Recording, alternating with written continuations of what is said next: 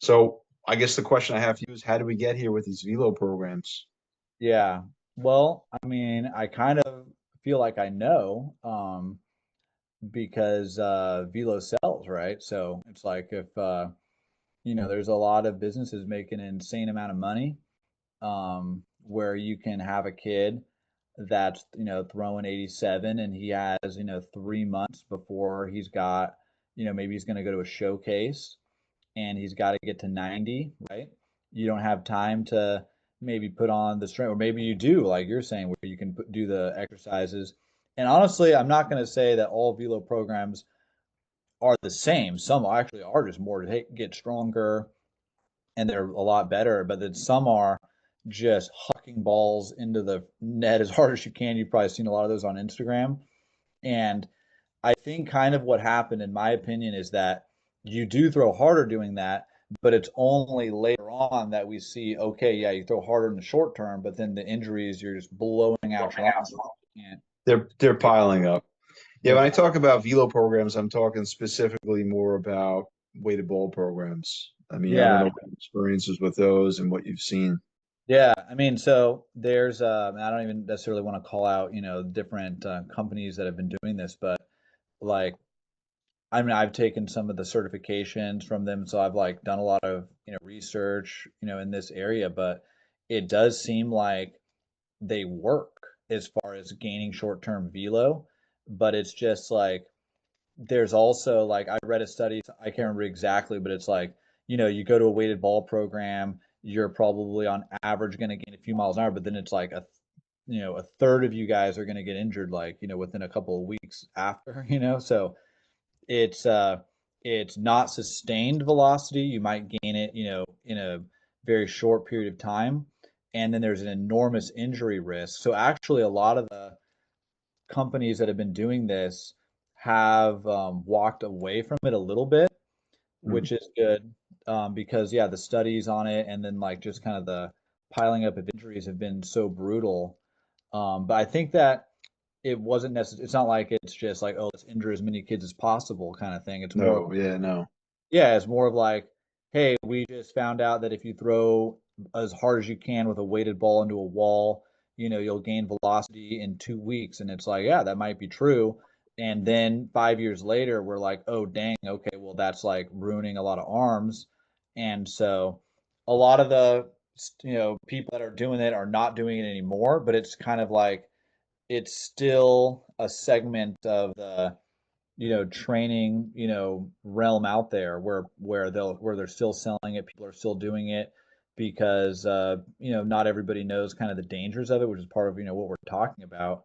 But yeah, it's like there's people don't know the risk, and a lot of times, you'll have a high school kid where well, first, okay, here's high school kids will sometimes do stupid things to try to get an advantage. Like, I mean, there's high school kids that are shooting up steroids, right?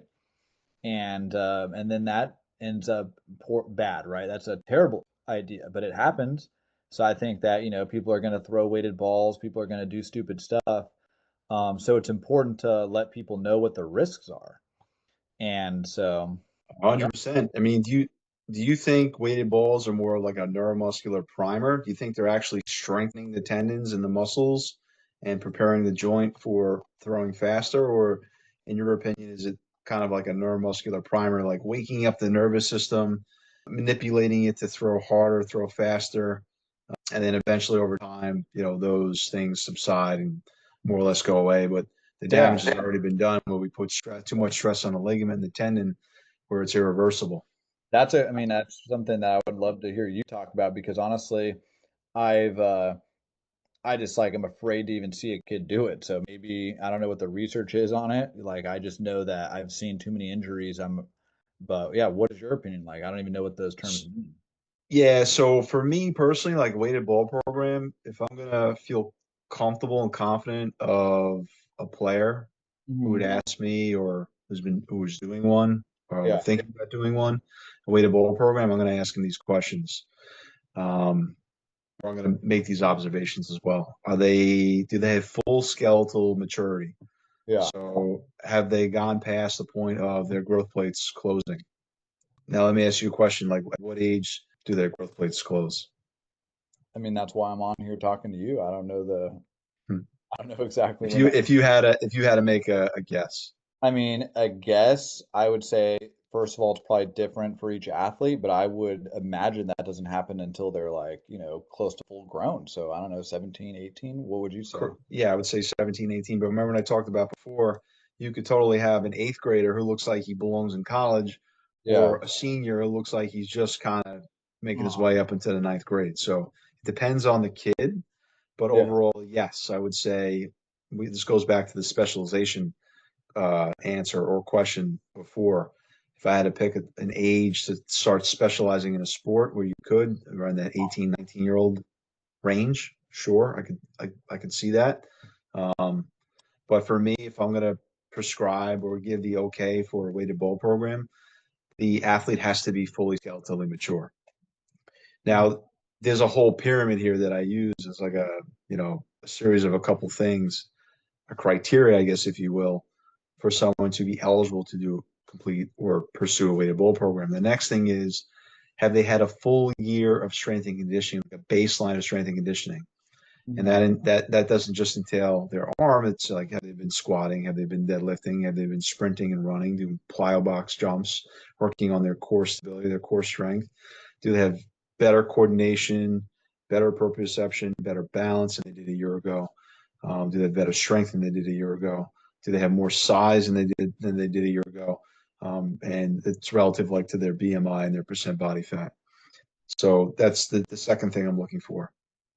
Third, I want to make sure they've done at least 1 year of a basic, fundamental, progressive arm care program. And I mean, like, are they doing rotator cuff exercises? Are they doing scapular stabilization exercises? Are they working their dynamic elbow stabilizers, their flexor pronator group? Are they training these muscles through an arm care program? That's the third thing I'm going to ask them. Fourth, right, I want to make sure that they can pass a physical screen. Do they have the available flexibility, range of motion, strength, stability? Do they psychologically feel ready to complete this program? That's the fourth thing I'm taking a look at or I'm asking. Uh-huh. So I can tell you, like, when I work in clinic, I'll do full on physical assessments of screens. And there's a lot of things that I take a look at, not just the throwing athlete's shoulder. I'll take a look at their core stability, their lower half flexibility, mobility. I take a look at their hips. I take a look at their balance. There's a whole variety of things that I'm taking into consideration when they pitch or when they throw. Now, the fifth thing I want to make sure that they're doing well is, and we talked about this before, do they have good kinematics, which leads to good kinetics? So, in layman's terms, do they throw well? Do they throw efficiently enough? Mhm. Are they flying open? Is their arm dragging? Are they hitting their stride length? Are they collapsing on their backside foot? Is their arm in the right slot or their elbow in the right slot position when they're going through the follow through? So these things I could take a look at in like a 2D motion analysis. I don't need 3D per se. I can just use a 2D motion analysis. Something as basic as your phone works really well. Bring it down in a slow motion and make sure that they're throwing efficiently and effectively. Now, if they're doing all these things, they hit all these check boxes, and they've gone through this gauntlet of passing every single checkbox, then I feel more comfortable about them going through a weighted ball program. But there was a few and far between who really should be and are able to get to that point. But we see a lot of kids who I can tell you probably have not made it through step one or step two that are doing these weighted ball programs. Yeah, no, I agree. I think it's like, most people are doing stuff that when they're like 14, 15, they're barely even shaving or they're not even close to ready.